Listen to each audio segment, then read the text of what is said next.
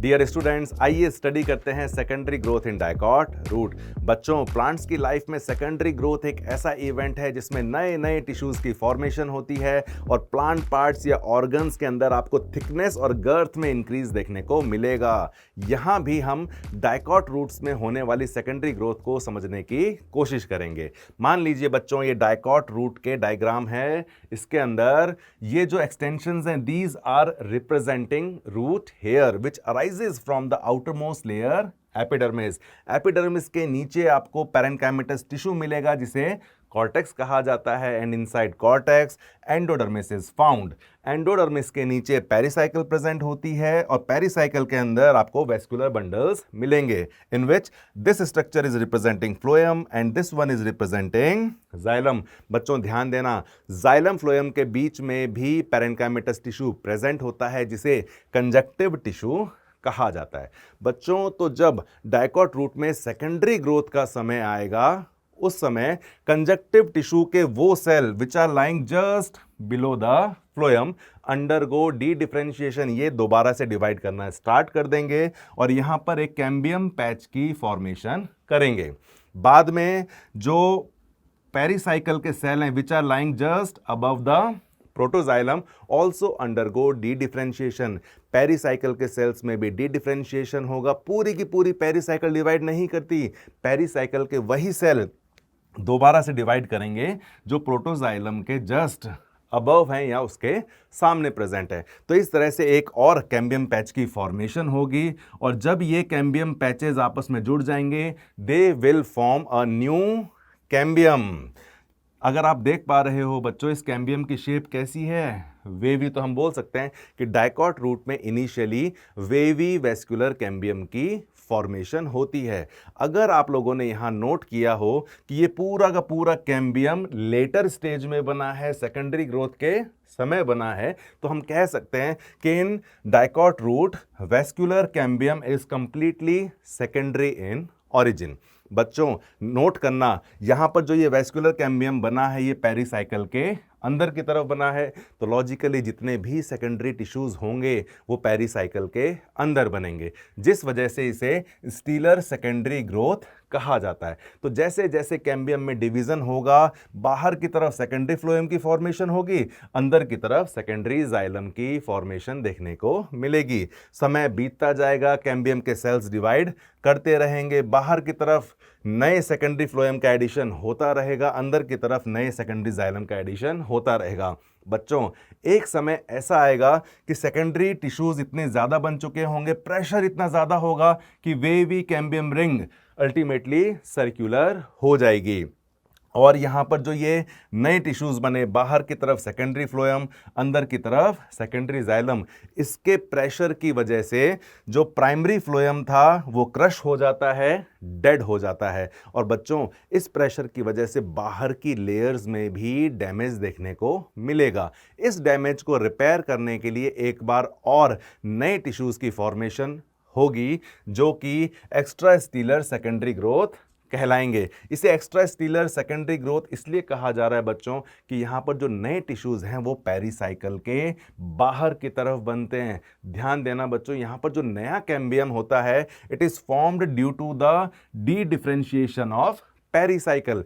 Pericycle के cell दोबारा से डिवाइड करके एक और कैम्बियम की फॉर्मेशन करते हैं जिसे कॉर्क कैम्बियम कहा जाता है। तो बच्चों, ये जो कॉर्क कैम्बियम है, it will divide to form new tissues towards the outer and inner side. Cork cambium is also known as phallogen which forms secondary cortex और phalloderm towards the inner side, और इसके division से बाहर की तरफ एक नए सेकेंडरी टिश्यू की फॉर्मेशन होगी जिसे कॉर्क और फैलम कहा जाता है।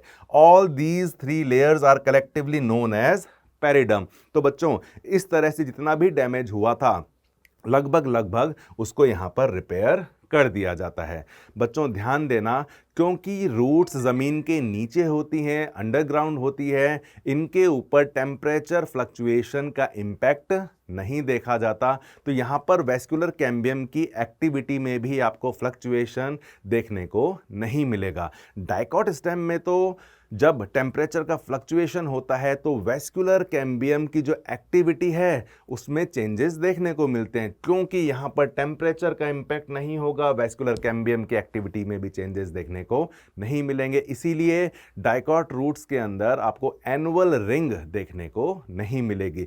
फिर भी अगर कहा जाए कि रूट्स में कहीं पर एनुअल रिंग देखी जा रही है तो डेफिनेटली वो रूट्स ज़मीन से बाहर की तरफ होगी, उनके ऊपर टेम्परेचर का इम्पैक्ट देखने को मिलेगा। बच्चों साथ ही साथ जो डाइकॉट स्टेम के अंदर लेंटिसेल्स होते हैं, ब्रीदिंग पोर्स होते हैं, कुछ नंबर्स आपको लेंटिसेल्स के डाइकॉट रूट में भी मिल जाएंगे। बच्चों यहाँ तक हमने जितना भी नॉलेज गेन किया उसके बेसिस पर अब हम कुछ क्वेश्चंस को सॉल्व करने की कोशिश करते हैं। क्वेश्चन नंबर 1 क्या जानना चाहता है हमसे, which of the following is the correct statement for vascular cambium of dicot roots. तो पहला ऑप्शन है फॉर्म्ड बाय पेरिसाइकल ओनली। क्या वेस्कुलर कैम्बियम की फॉर्मेशन सिर्फ पेरिसाइकल से हुई थी? Second option formed by conjunctive tissue only. बच्चों दिमाग पे जोर डालिएगा, हमने पढ़ा कि यहाँ जो वेस्कुलर कैम्बियम है उसमें कंजक्टिव टिश्यू और पेरिसाइकल दोनों के सेल डी डिफरेंशिएट होकर कैम्बियम की फॉर्मेशन करते हैं। तो इसका जो राइट आंसर है वो है बोथ 1 एंड 2। फोर्थ ऑप्शन कह रहा है vascular cambium is absent in dicot root. अगर डाइकॉट रूट में वेस्कुलर कैम्बियम एब्सेंट होता तो सेकेंडरी ग्रोथ भी नहीं होती। So the correct answer is option number 3। Next question क्या जानना चाहता है हमसे, cork cambium is formed by cork cambium, जिससे सेकेंडरी ग्रोथ हुई थी उसकी फॉर्मेशन किससे हुई? पेरिसाइकल से, कॉर्टेक्स से, हाइपोडर्मिस से या कंजक्टिव टिश्यू से? जी हाँ, पेरिसाइकल कॉर्क कैम्बियम की फॉर्मेशन करता है। तो राइट आंसर है ऑप्शन नंबर 1। नेक्स्ट क्वेश्चन क्या जानना चाहता है हमसे, पेरिडर्म इंक्लूड्स, पेरिडर्म के अंदर कौन कौन सी लेयर्स इंक्लूड है? Cork, secondary cortex, cork cambium या ये तीनों? आप एकदम सही सोच रहे हैं, ये तीनों लेयर्स मिलके पेरिडर्म फॉर्म करती हैं। तो आंसर हो गया option number 4, all of the above. ये क्वेश्चन क्या जानना चाहता है हमसे, secondary growth is found in, secondary growth किस किस में देखी जाती है? It is found in dicot leaf. बच्चों लीफ के अंदर तो कैम्बियम होता ही नहीं है, तो सेकेंडरी ग्रोथ भी नहीं होगी। मोनोकॉट लीफ, मोनोकॉट रूट, यहां पर कैम्बियम की फॉर्मेशन ही नहीं होती। ऑप्शन नंबर 4 डाइकॉट रूट, जी हां dicot root is the right answer. तो ऑप्शन 4। नेक्स्ट क्वेश्चन क्या जानना चाहता है हमसे, which of the following is true for the dicot roots. Dicot roots के लिए कौन सी बात सही है? पहला option, both vascular and cork cambium are responsible for the secondary growth.